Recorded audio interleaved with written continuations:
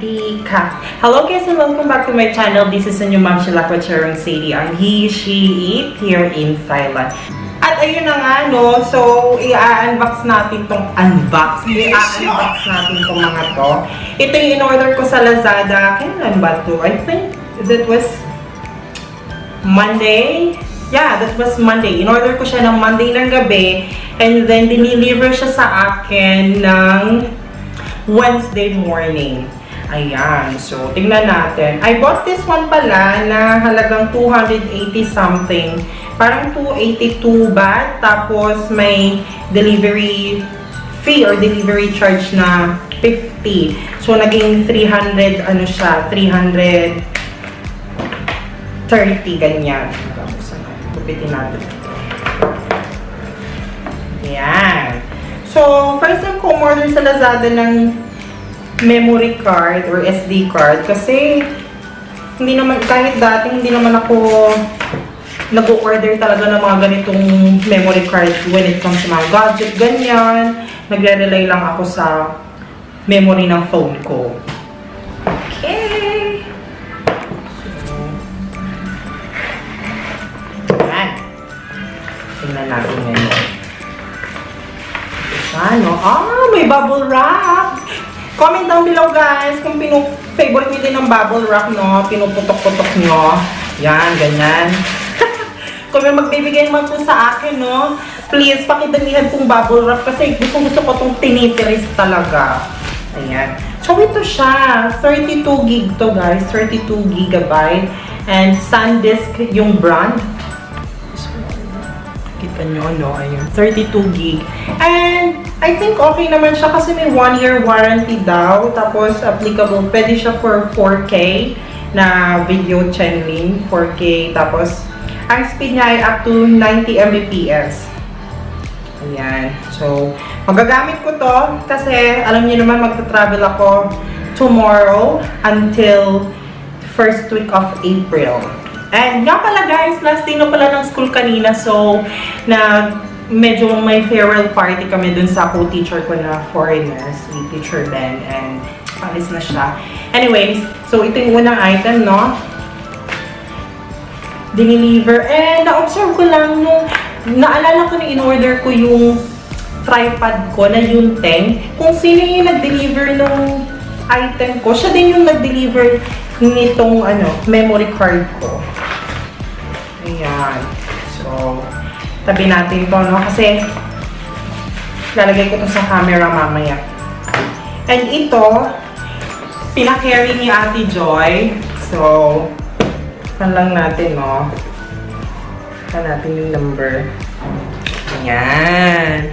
May pangalan ko yan. Diba? Saya-saya lang. Gusto ko talaga nakaka-receive ng mga ganitong items at inuhol. Kasi, alam mo yun, you feel special sa mga tao na yun. So, tingnan natin. Ano kayang laman nito? So, sa bangko si Ate Joy kasi, and ako naman nakatira ako sa Samut Sakhon Province. So, tingnan natin. Wala kasi akong cutter or blade. Ayan. Ito.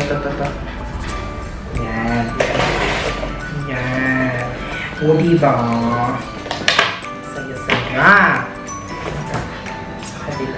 Yung friend ko na yun, si Ate Joy, guys, nagsisell siya online ng mga Filipino goods, ng mga processed foods like longganisa, ganyan, tocino. Good friend ko siya kasi ka-agency ko siya nung nag-work pa siya dito sa area ko sa Samut Sakhon, no? And sobrang tagal na namin hindi nakikita, as in last year pa. Oh my God! Coffee! Coffee! Coffee! Oh, Diyos ko, Rode. Coffee from Lang! Oh my God! Best favorite na favorite ko to kasi kahit nung exit ako sa Lao dati, lagi akong bumibili nito. Parang 100, wala pang 200 baht yung isang pakete. And marami siyang laman. Ayan siya daw, coffee. Comment down below kung sinong nakatikim na nito. Pero gustong-gusto ko ang lasa nito kasi hindi siya matabang, hindi siya super strong. Yung saktuhan lang, ganun. And 30 sticks siya. So, kung everyday, coffee is life for you, this one is good. Kasi, parang may ma-enjoy mo. And, I'm very happy kasi thank you so much, Ate Joy. I know you're watching my vlog, so I'll take this na opportunity, no, na mag-thank you sa'yo. Kahit ang tagal natin di nagkita, and naalala mo ako para sa coffee na to. Lamang guys, and one more thing, gusto ko sanang i-take itong opportunity na to na magpasalamat sa inyong lahat. Without you guys, hindi ako magiging okay dito sa YouTube. And maraming salamat sa mga patuloy na sumusuporta sa aking channel. Sa nagla-like, sa nagdi-dislike, na appreciate ko yon. Alam niyo yun, diba? At least nakikita ko na may hater na ako. Charot. So darating na araw, starting tomorrow, March 16 until first week of April, I'll be away. I'll be out of the country. What I mean is, alis ako dito sa Thailand, magta-travel ako. I'll be in Hong Kong, Macau next week from March 20. Yeah, 21. Kasi March 20 yung flight ko from Bangkok papuntang Phuket, and then Phuket to Hong Kong. And then, from 21st until 24, I'll be in China, Hong Kong.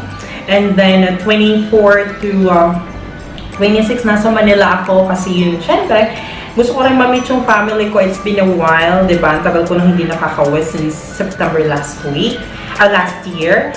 And I'll be in Cebu and Bohol from 26 until 29. So I'll be back in Manila ng March 30. Pero tingnan natin kung anong mangyayari. Guys, kung may mga nakatira sa inyo sa Cebu or nasa Kalibo, I'm very willing na makipag-collaborate sa inyo or magkaroon tayo ng collaboration, at least ma-meet ko kayo in person, diba? At least naman, ma-meet ko kayo. Cheers! Ayun lamang guys, so medyo busy ako ngayong araw na to. Tinatapos ko yung mga kailangan tapusin dito sa bahay kasi mamaya pupunta ko ng airport. Susunduin ko yung tito-tita ko sa pinsan ko. Sila nga kasi diba, I'll be their host dito sa Thailand for 4 days and 4 nights. Ayun.